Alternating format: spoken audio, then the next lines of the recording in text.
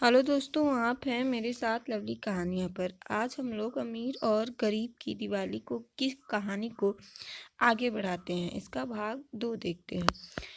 विक्की एकदम शांत आंखों में आंसू लिए बीरा का हाथ पकड़े बाहर की ओर निकल गया। बीरा से विक्की ने कहा, दीदी प्लीज़ किसी ऐसी जगह पर ले चलो जहाँ शांति हो। हमें मॉल नहीं जाना है, कुछ नहीं खरीदना है। दीदी से लिपट कर रोने लगा। दोस्तों, इसका पहला भाग डिस्क्रिप्शन में उसका लिंक दे दिया गया है।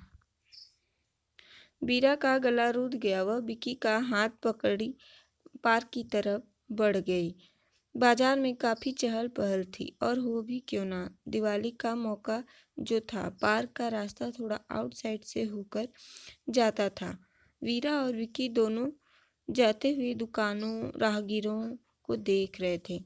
बच्चे अपने माँ बाप के साथ पटाखे कपड़े सब खरीद रहे थे। अचानक एक ठेले पर विक्की को एक खिलौना अच्छा लगा और वह रुक गया।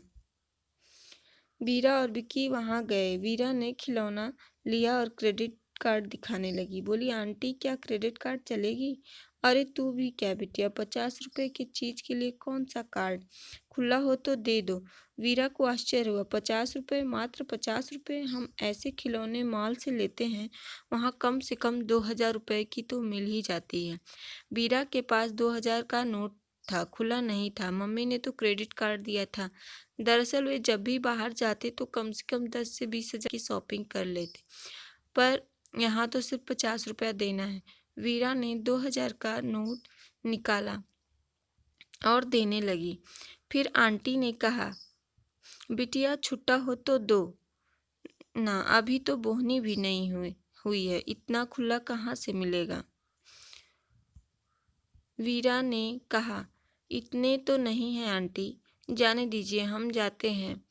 पर विक्की उदास हो गया। आज सुबह से ही विक्की उदास था और खिलौना न मिलने से वह और भी उदास हो गया। वैसे तो विक्की के पास बहुत सारे खिलौने थे, पर उसे यह खिलौना कुछ ज़्यादा ही पसंद आ गया।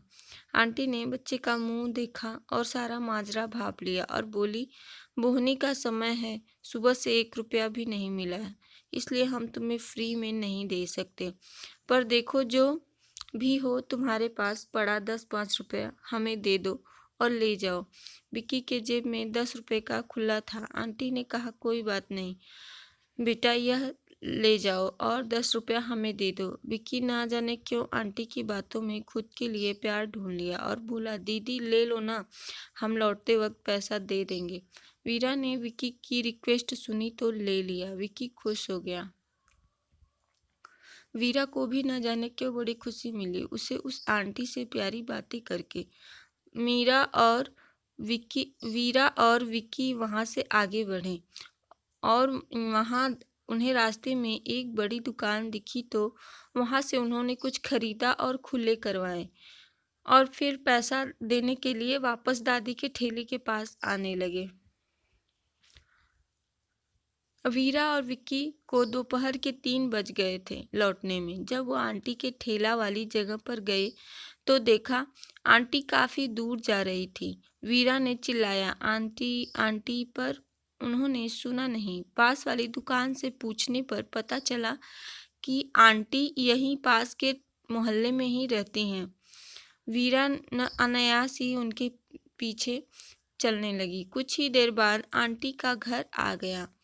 आंटी का घर एक कमरा था जिसके ऊपर एक टीन रखा था जो काफ़ी पुराना था। आंटी के 2 बच्चे थे। जैसे ही आंटी घर पहुंची, बड़ी वाली बिटिया ने गिलास का पानी लेकर आई और बोली, माई मैंने लौकी की तरकारी और चावल बनाया है, पूजा करके भोजन कर लेते हैं। वाह क्या बात है, सब लोग साथ भोजन करेंगे। सुनकर ही वीरा के मन में खुशी की लहर दौड़ गई। हमारे घर तो कोई साथ बैठकर आज तक भोजन नहीं किया।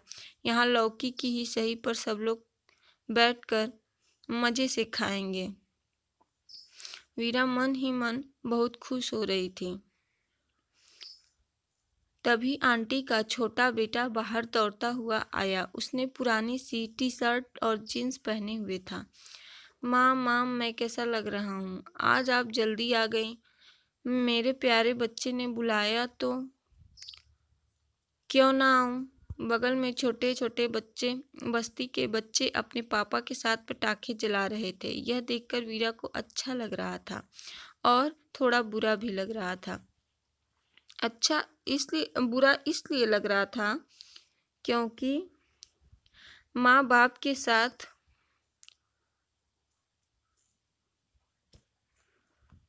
अच्छा इसलिए लग रहा था क्योंकि माँ बाप के साथ बच्चे थे, और बुरा इसलिए लग रहा था क्योंकि उनके माँ बाप उनके साथ नहीं थे। तभी आंटी ने वीरा को देखा और पूछा, क्या बात है बिटिया, तू इधर किधर? आंटी आप ही के पास आ रहे थे, पैसे लौटाने। अरे यह क्या, चल अब तो आ ही गई है तो अंदर चल। वह क्या है ना, आज दिवाली के 2 दिन पहले लक्ष्मी पूजन होती है, तो हम लोग मिलकर लक्ष्मी पूजन करने जा रहे हैं। तू भी पूजन में शामिल हो जाओ। प्रसाद खा ले, मेरे हाथ का है। वैसे तो हम लोग बहुत गरीब हैं, तुम्हारे घर तो अच्छा मिठाई आता होगा दिवाली पर। हम लोग तो अपने ही हाथ से बना लेते हैं लड्डू। वीरा और विक्की को वहाँ बहुत अच्छा लग रहा था। उनके मुंह से आंटी के आग्रह को मना कर नहीं कर सकी। पूजा के लिए वहीं रुक गई। थोड़ी ही देर में पुरानी सी मेज पर एक पुराना सा कपड़ा बिछा दिया गया और उस पर माँ लक्ष्मी और गणेश जी की छोटी सी प्रतिमा रख दी गई। मेहमान कोई नहीं था, सजावट कोई नहीं था, बस घर के ही सदस्य थे।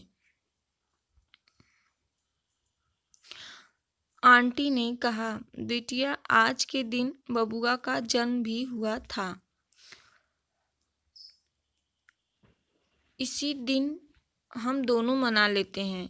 क्या है ना कि हम सबको जन्मदिन की तारीख तो याद ही नहीं रहती है। कहकर आंटी हंसने लगी। सच कहते हैं लोग, खुशियों को मनाने के लिए किसी मौके की ज़रूरत नहीं होती है। जब चाहे तब हम उसे मना सकते हैं। यहाँ कितनी शांति और खुशी का माहौल था। कोई गाना बजाना नहीं था। मेज पर हाथ का बना हुआ लड्डू रखा हुआ था।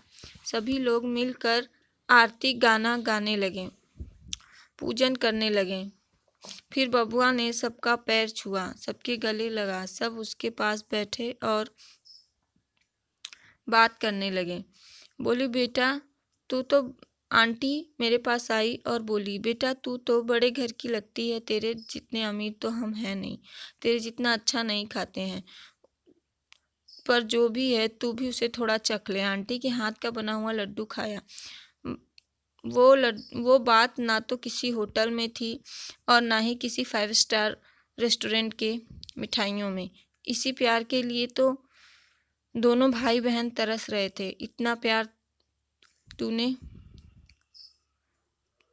इतना प्यार तो कभी नहीं मिला। सारा परिवार दिवाली की तैयारी की बातें करने लगा। उनकी खरीदारी की बजट तो शायद 2000 से भी कम हो, पर खुशियाँ तो लाखों करोड़ों से कम न थी।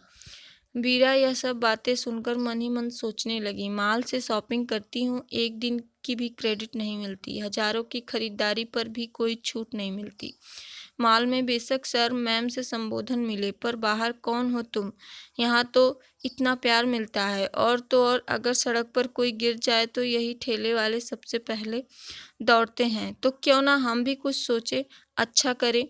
वीरा ने मन ही मन एक निश्चय किया कि अब वो हमेशा इस प्यार की हिस्सेदारी बनेगी। उस मॉल से कभी उसका दूर दूर तक का अब कोई रिश्ता नहीं है। अब वो इन्हीं ठेलों से ही खरीदारी करेगी। जब भी प्यार की कमी होगी, इन्हीं के पास आ जाएगी। यहाँ कितनी शांत पर मस्त दिवाली होती है। इनकी बेशकीमती कपड़े नहीं, महंगे पटाखे नहीं, बड़ी बड़ी रसमलाई रबड़ी नहीं, पर खुशियाँ बहुत ही होती हैं इन छोटे मोहल्ले वालों में। दिल खुश हो गया विक्की और वीरा का। वीरा ने विक्की की आंखों में देखा। विक्की भी शायद यही सोच रहा था। दोनों ने निश्चय किया निश्चय के साथ हंसते हुए वापस घर को जाने लगे और बोले, आंटी क्या हम फिर आ सकते हैं? अरे क्यों नहीं, हमारा सौभाग्य होगा। वीरा ने 500 का नोट आंटी को देते हुए कहा, आंटी आपका पैसा। आंटी बोली, बिटिया फिर वही बड़ा नोट, हम गरीबों के पास इतने पैसे कहाँ से आएंगे? रख लो, जाने दो बिटिया, हमें नहीं चाहिए। अरे नहीं, हमें वापस कुछ नहीं चाहिए। आपने तो इतना प्यार दिया, हम लोगों के पास बहुत पैसा है, इतना कि शायद आप 2 अच्छे घर खरीद सकती हैं। हमारे पास सब है, सब कुछ है सिवाय प्यार के। आपने वह प्यार देकर हमें तो कर्जदार ही बना दिया। और यह पैसा तो हम मुफ्त का नहीं दे रहे हैं, एडवांस दे रहे हैं कल की खरीदारी का। और अब तो अपनी दिवाली आपके साथ ही बीतेगी आंटी जी, कहकर मुस्कुराकर वीरा और विक्की घर की तरफ चल दिए। वाकई में फटे पुराने कपड़े, रूखे सूखे भोजन होते हैं इन गरीबों के पास, पर सभी त्योहारों को मिलकर मनाते हैं, तभी तो उनका त्योहार हैप्पी होता है और हम जैसों का भाग दौड़ भरा। यही अंतर है अमीर और गरीब की दिवाली में। दोस्तों, आपको मेरी कहानी अच्छी लगी होगी तो आप मेरे वीडियो को लाइक करें, शेयर करें और मेरे चैनल को सब्सक्राइब करें। धन्यवाद।